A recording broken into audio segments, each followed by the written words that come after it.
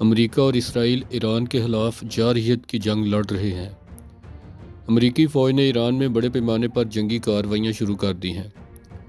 28 فروری کو امریکہ اور اسرائیل نے ایران پر ایک اچانک حملہ کیا۔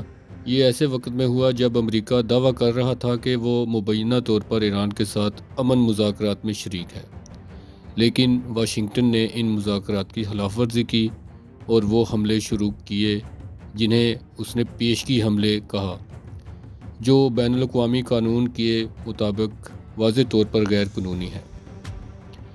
یہ ایک سامراجی جارحانہ جنگ ہے اور یہ زور دے کر کہنا ضروری ہے کہ اس کا ایٹمی ہتھیاروں سے کوئی تعلق نہیں ہے۔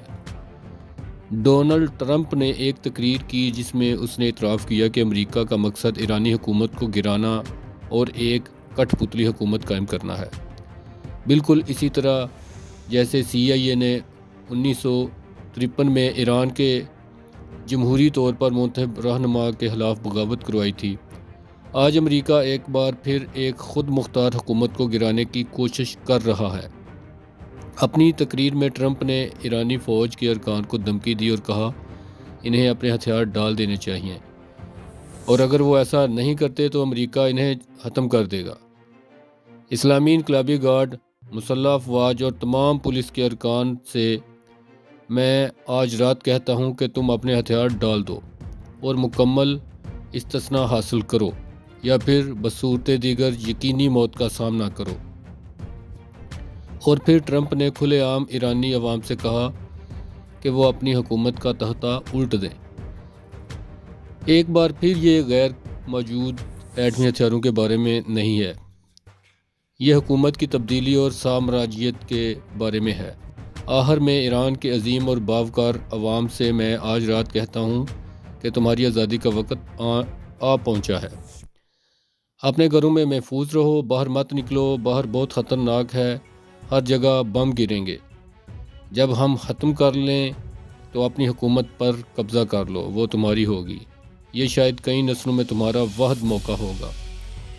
کئی سالوں سے تم امریکہ سے مدد مانگتے رہے ہو، لیکن تمہیں کبھی نہیں ملی۔ کوئی صدر وہ کرنے کے لیے تیار نہیں تھا جو میں آج رات کرنے کے لیے تیار ہوں۔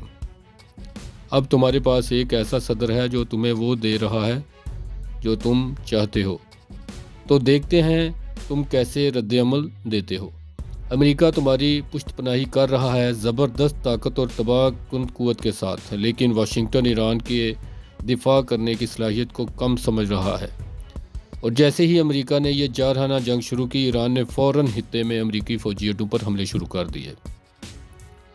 امریکہ نے ایران کے گرد درجنوں فوجی اڈوں اور تنصیبات میں 40,000 سے زیادہ فوجی تعینات کر رکھے ہیں، اور یہ سب ایسے اہداف ہیں جنہیں ایران نشانہ بنا سکتا ہے اور بنائے گا۔ تو اس امریکی اسرائیلی جارحیت کے جواب میں ایران نے قطر میں موجود العدید ایئر بیس پر بمباری کی، جو خطے میں امریکہ کا سب سے بڑا فوجی اڈہ ہے، اور ایران نے بحرین، کویت اور متحدہ عرب امارات میں بھی امریکی فوجی اڈوں کو نشانہ بنایا۔ اور یہ سب ابتدائی امریکی اسرائیلی حملے کے صرف چند گھنٹوں کے اندر ہوا۔ تو واشنگٹن کے سیاستدانوں کا غرور دراصل ان کی کمزوری بن سکتا ہے، کیونکہ ڈونلڈ ٹرمپ نے وینزویلا پر حملے سے غلط سبق سیکھا، لیکن وینزویلا ایران سے کہیں چھوٹا اور کمزور ہے۔ وینزویلا کی آبادی 30 ملین سے کم ہے، جبکہ ایران کی آبادی 93 ملین سے بھی زیادہ ہے۔ ایران عراق سے بھی کہیں بڑا ہے، جس پر امریکہ نے 2003 میں ایک اور جارحانہ جنگ میں حملہ کیا تھا۔ اور یہ نہ بھولیں کہ امریکہ عراق کی جنگ ہار گیا تھا۔ اسی لیے ٹرمپ نے اپنی تقریر میں خبردار کیا کہ اس جنگ میں امریکی فوجیوں کی جانیں جا سکتی ہیں۔ اس جرأت مند امریکی فوجیوں کی جانیں ضائع ہو سکتی ہیں اور ہمیں جانی نقصان اٹھانا پڑ سکتا ہے۔ یہ جنگوں میں اکثر ہوتا ہے، لیکن ہم یہ ابھی کے لیے نہیں کر رہے، ہم یہ مستقبل کے لیے کر رہے ہیں، اور یہ ایک اعلیٰ مقصد ہے۔ ہم ہر فوجی کے لیے دعا کرتے ہیں جو اپنی جان خطرے میں ڈال رہا ہے۔ ہم خدا سے دعا کرتے ہیں کہ وہ ہمارے تمام ہیروز کی حفاظت کرے، اور ہمیں یقین ہے کہ اس کی مدد سے ہماری افواج کامیاب ہوں گی۔ اسرائیل کے وزیر اعظم بنجمن نیتن یاہو نے ٹویٹر پر ایک اور پیغام جاری کیا جس میں ایرانی حکومت کے خاتمے کی اپیل کی۔ یاد رکھیں نتنیاہو اس وقت بین الاقوامی فوج داری عدالت کو انسانیت کے خلاف جرائم کے الزام میں مطلوب ہیں، اور اب وہ اور ٹرمپ ایک اور سامراجی جنگ چلا رہے ہیں۔ نتنیاہو نے کہا ہے کہ یہ کارروائی ایرانی عوام کو موقع دے گی کہ وہ اپنی تقدیر خود اپنے ہاتھ میں لیں اور جبر سے آزادی حاصل کریں۔ یہ وہی پرانا نوآبادیاتی بیانیہ ہے جو یورپی طاقتیں استعمال کرتی تھیں۔ یہ صرف ٹرمپ یا نتنیاہو کا معاملہ نہیں، بلکہ یہ کئی دہائیوں پر محیط پالیسی ہے۔ 9/11 کے بعد امریکی جنرل ویسلی کلارک نے بتایا کہ پینٹاگون نے 7 ممالک کو گرانے کا منصوبہ بنایا تھا: عراق، شام، لبنان، لیبیا، صومالیہ، سوڈان اور ایران، اور ان میں سے 6 ممالک کی حکومتیں گرا دی گئیں، صرف ایران باقی ہے۔ یہ بھی واضح کیا گیا کہ ایران کے پاس ایٹمی ہتھیار نہیں ہیں اور وہ بنانے کی کوشش بھی نہیں کر رہا۔ اگر ایران کے پاس ایٹمی ہتھیار ہوتے تو امریکہ اس پر حملہ نہ کرتا، جیسا کہ اس نے شمالی کوریا پر حملہ نہیں کیا۔ یہ صورتحال 2003 کے عراق جیسی ہے، جب جھوٹا دعویٰ کیا گیا کہ عراق کے پاس تباہ کن ہتھیار ہیں۔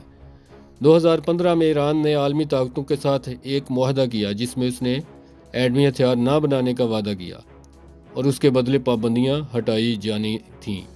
بین الاقوامی ایٹمی توانائی ایجنسی نے تصدیق کی کہ ایران اس معاہدے پر عمل کر رہا تھا، لیکن 2018 میں ٹرمپ نے یہ معاہدہ ختم کر دیا اور ایران پر پابندیاں لگا دیں۔ بعد میں امریکہ نے دوبارہ مذاکرات کا دعویٰ کیا، لیکن در حقیقت وہ حملے کی تیاری کر رہا تھا۔ 2025 میں بھی ایسا ہی ہوا اور پھر 2026 میں ایک بڑا حملہ کیا گیا۔ امریکہ کا اصل مقصد ایران میں حکومت کی تبدیلی ہے اور خطے پر مکمل کنٹرول حاصل کرنا ہے۔ یہ خطہ دنیا کے تیل اور گیس کے بڑے ذخائر رکھتا ہے۔ امریکہ چین کے خلاف ایک نئی سرد جنگ لڑ رہا ہے اور وہ چین کو توانائی کے ذرائع سے کاٹنا چاہتا ہے۔ چین ایران کے تیل کا بڑا خریدار ہے۔ امریکہ ان وسائل پر قبضہ کرنا چاہتا ہے تاکہ عالمی برتری برقرار رکھ سکے۔ اسرائیل اس منصوبے میں امریکہ کا اہم اتحادی ہے۔ ایران اس پورے منصوبے کی سب سے بڑی رکاوٹ ہے۔ 1953 میں امریکہ اور برطانیہ نے ایران میں بغاوت کروائی اور ایک بادشاہ کو اقتدار میں لایا۔ 1979 میں ایرانی عوام نے انقلاب کے ذریعے سے ختم کر دیا۔ تب سے امریکہ مسلسل ایران کی حکومت کو گرانے کی کوشش کر رہا ہے، اور آج بھی امریکہ ایک کٹ پتلی حکومت لانا چاہتا ہے تاکہ اپنے مفادات حاصل کر سکے۔ یہ سب ظاہر کرتا ہے کہ اصل مقصد جمہوریت یا انسانی حقوق نہیں، بلکہ عالمی تسلط اور وسائل پر قبضہ ہے۔